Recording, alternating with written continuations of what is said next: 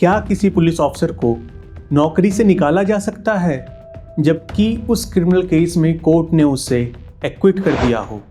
अगर एक ही सबूत, एक ही गवाह, एक ही घटना पे आधारित केस में क्रिमिनल कोर्ट ने एक्विट कर दिया हो तो डिपार्टमेंट फिर कैसे उसको गिल्टी मान सकता है? आज हम बात करेंगे एक इम्पॉर्टेंट सुप्रीम कोर्ट केस की, Maharana Pratap Singh versus state of Bihar. ये जजमेंट 2025 में सुप्रीम कोर्ट ने दिया और इसका असर सरकारी नौकरियों में डिसिप्लिनरी एक्शन पर पड़ सकता है। चलिए इस केस की पूरी कहानी समझते हैं। एक कांस्टेबल की कहानी जिसे निर्दोष पाए जाने के बावजूद डिपार्टमेंटल डिसिप्लिनरी एक्शन का सामना करना पड़ा। चलिए देखते हैं सुप्रीम कोर्ट में क्या आर्गुमेंट्स दिए गए। नमस्कार, मैं एडवोकेट राहुल कुमार और स्वागत है आपका द बोरिंग लॉयर में। महाराणा प्रताप सिंह 1973 में बिहार सीआईडी के डॉग स्क्वाड में कांस्टेबल बने।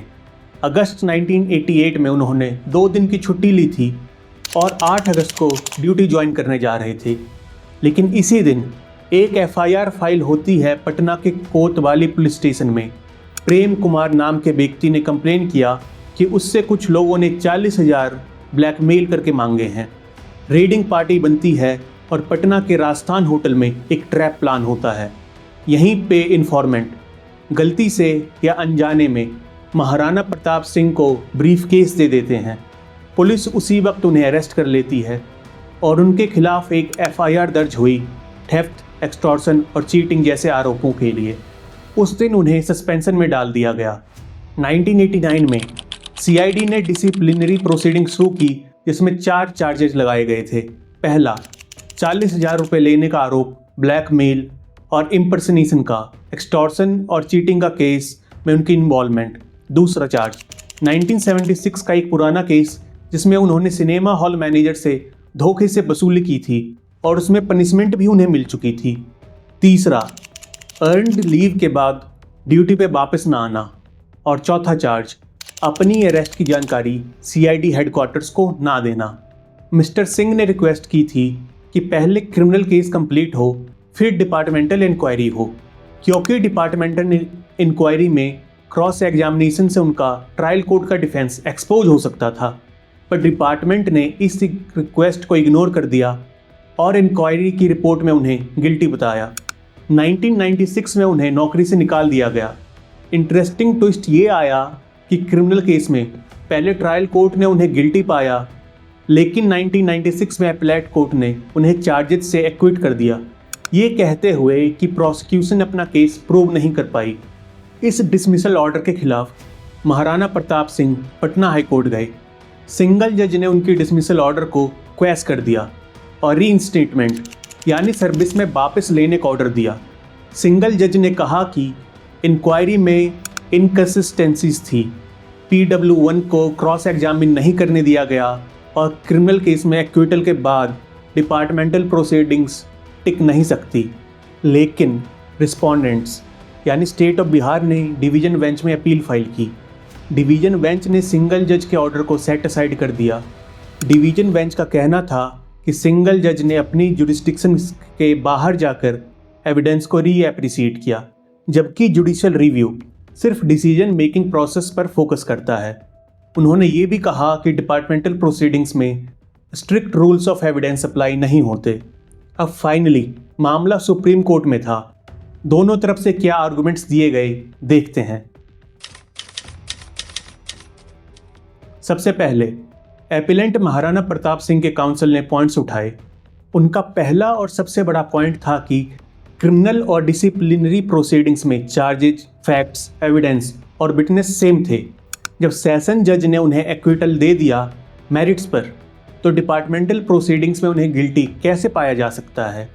काउंसिल ने हाईलाइट किया कि क्रिमिनल प्रोसीडिंग्स में इन्फॉर्मेंट महाराणा प्रताप सिंह को आइडेंटिफाई नहीं कर पाए और इंक्वायरी में भी इन्फॉर्मेंट को विटनेस नहीं बनाया गया।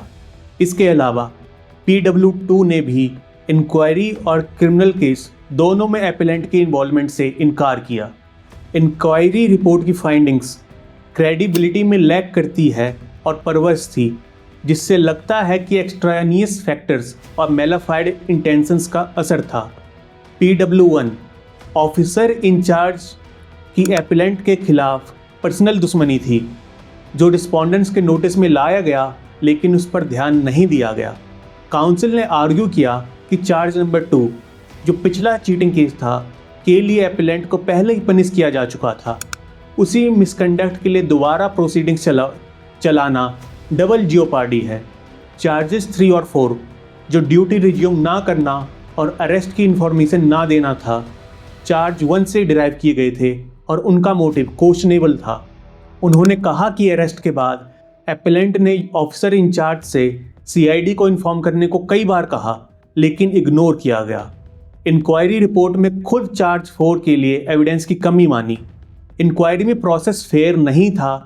इंटरेस्टेड विटनेस PW1 को एपेलेंट के एब्सेंस में एग्जामिन किया गया और उन्हें क्रॉस एग्जामिन करने का मौका तक नहीं दिया गया।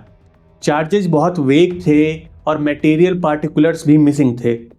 इंक्वायरी ऑफिसर और रिस्पोंडेंट्स ने फाइंडिंग्स बिना किसी एडमिसिबल एविडेंस के रिकॉर्ड किए, जिससे जस्टिस का मैनिफेस्ट मिसकैरेज हुआ। इसलिए डिसमिसल गलत है। अब रिस्पोंडेंट्स यानी स्टेट ऑफ बिहार के काउंसिल ने क्या आर्गुमेंट्स दिए, सुनिए। उन्होंने स्ट्रॉन्ग रिवर्टल दिया कि PW1 को एपेलेंट की प्रेजेंस में एग्जामिन किया गया था और एपेलेंट को क्रॉस एग्जामिन करने का मौका दिया गया था, लेकिन उन्होंने खुद मना कर दिया। उन्होंने ये भी डिफेंड किया कि इंक्वायरी ऑफिसर का PW2 पर डाउट करना सही था, क्योंकि क्रॉस एग्जामिनेशन में डिले हुआ था और PW2 इन्फ्लुएंस हो सकता था। रिस्पोंडेंट्स का दूसरा आर्गुमेंट था डिस्टिंक्ट चार्जेस। क्रिमिनल और डिसिप्लिनरी प्रोसीडिंग्स के चार्जेस अलग अलग थे।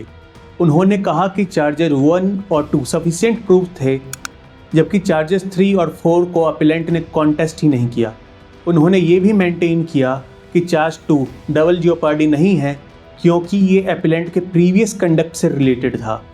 उन्होंने अपने तीसरे आर्गुमेंट में डिफरेंट स्टैंडर्ड ऑफ प्रूफ को यूज किया। क्रिमिनल प्रोसीडिंग और डिसिप्लिनरी प्रोसीडिंग में गिल्ट प्रूफ करने का स्टैंडर्ड अलग होते हैं। उन्होंने कहा कि सिर्फ क्रिमिनल प्रोसीडिंग में एक्यूटल से डिपार्टमेंटल डिसीजन ऑटोमेटिकली रिवर्स नहीं हो जाता।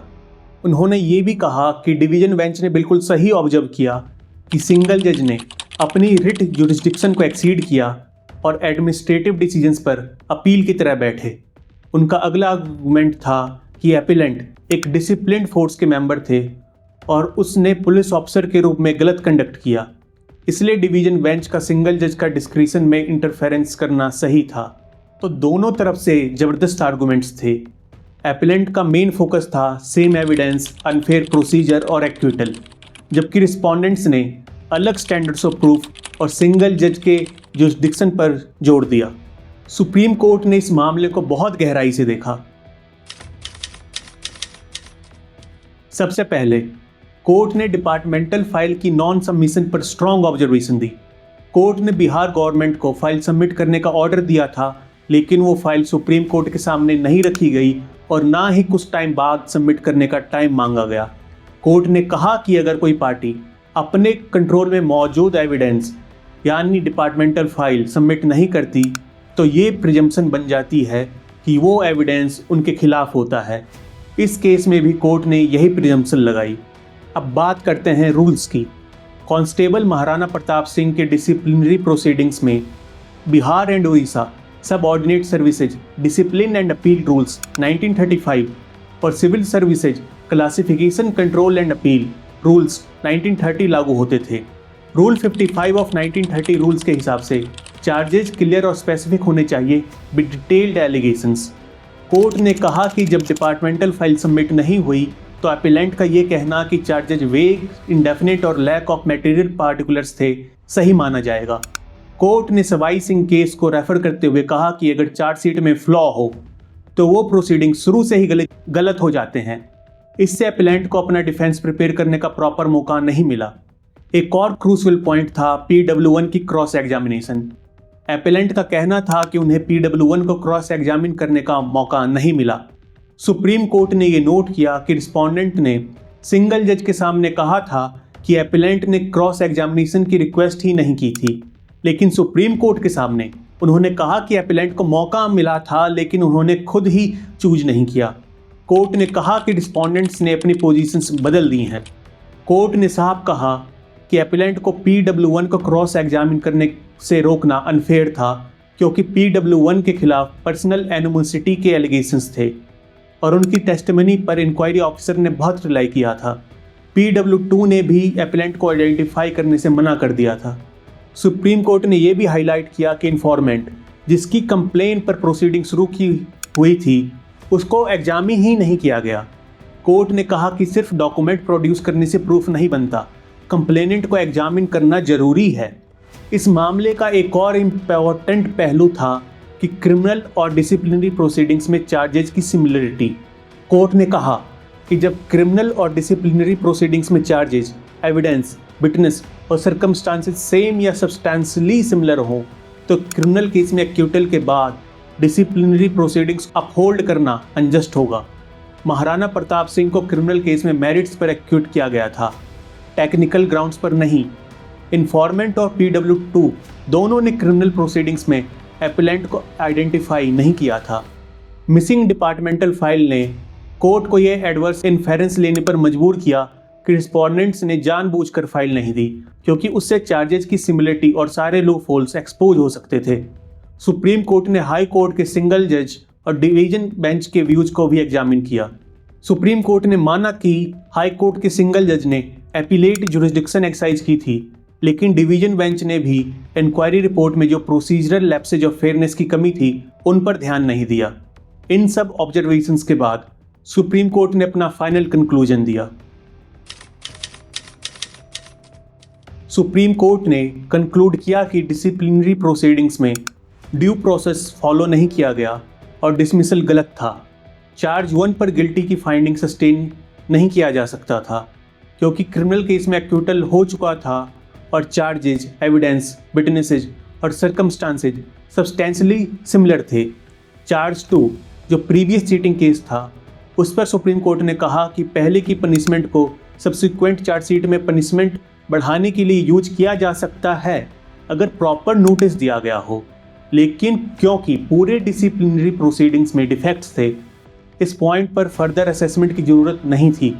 चार्जेस 3 और 4 ड्यूटी रिज्यूम ना करना और अरेस्ट की इन्फॉर्मेशन ना देना भी अनसस्टेनेबल थे। एपिलेंट अरेस्ट हो चुका था तो ड्यूटी कैसे रिज्यूम करता, और उसने अरेस्ट की इन्फॉर्मेशन देने के लिए PW1 को कहा था, जिसे पर्सनल दुश्मनी के कारण इग्नोर किया गया। अब बात करते हैं सुप्रीम कोर्ट ने क्या रिलीफ दी महाराणा प्रताप सिंह को। सुप्रीम कोर्ट ने डिवीजन बेंच का ऑर्डर और रिस्पोंडेंट का डिसमिसल ऑर्डर सभी को सेट असाइड कर दिया। सिंगल जज का ऑर्डर पार्टली अपहेल्ड किया गया, लेकिन फुल बैक वेजेज का डायरेक्शन सेट असाइड कर दिया गया। चूंकि इंसिडेंट 1988 का था और एपिलेंट यानी महाराणा प्रताप सिंह अब 74 ईयर्स के थे, तो जॉब में उन्हें वापस रखना पॉसिबल नहीं था। जस्टिस प्रोवाइड करने के लिए कोर्ट ने महाराणा प्रताप सिंह को 30 लाख का लमसम कंपनसेशन देने का ऑर्डर दिया, जिसमें सारे सर्विस और रिटायरल बेनिफिट शामिल हैं। ये अमाउंट रिस्पोंडेंट्स को 3 महीने के अंदर देना होगा। एपेलेंट को 5 लाख का कॉस्ट भी दिया गया जो रिस्पोंडेंट्स पे करेंगे। तो ये था सुप्रीम कोर्ट का फाइनल डिसीजन महाराणा प्रताप सिंह के मामले में। दोस्तों, ये केस एक मिसाल है कि एक आदमी जो पुलिस में काम करता था उसके साथ भी सिस्टम किस तरह से अन्याय कर सकता है। ये केस एक स्ट्रॉन्ग मैसेज देता है कि डिपार्टमेंटल इंक्वायरीज में फेयरनेस और नेचुरल जस्टिस के प्रिंसिपल्स को फॉलो करना कितना जरूरी है। क्रिमिनल एक्यूटल को सिर्फ टेक्निकलिटी नहीं माना जा सकता, खासकर तब जब चार्जेज और एविडेंस सेम हो। अगर क्रिमिनल कोर्ट में आपको बरी किया गया है और सेम फैक्ट्स, सेम सबूत डिपार्टमेंटल इंक्वायरी में है, तो आपको गिल्टी नहीं माना जा सकता। नेचुरल जस्टिस और फेयर प्रोसीजर हर एम्प्लॉय का अधिकार है। जुड़े रहिए हमारे साथ ऐसे ही और इम्पॉर्टेंट लीगल डिस्कशन के लिए।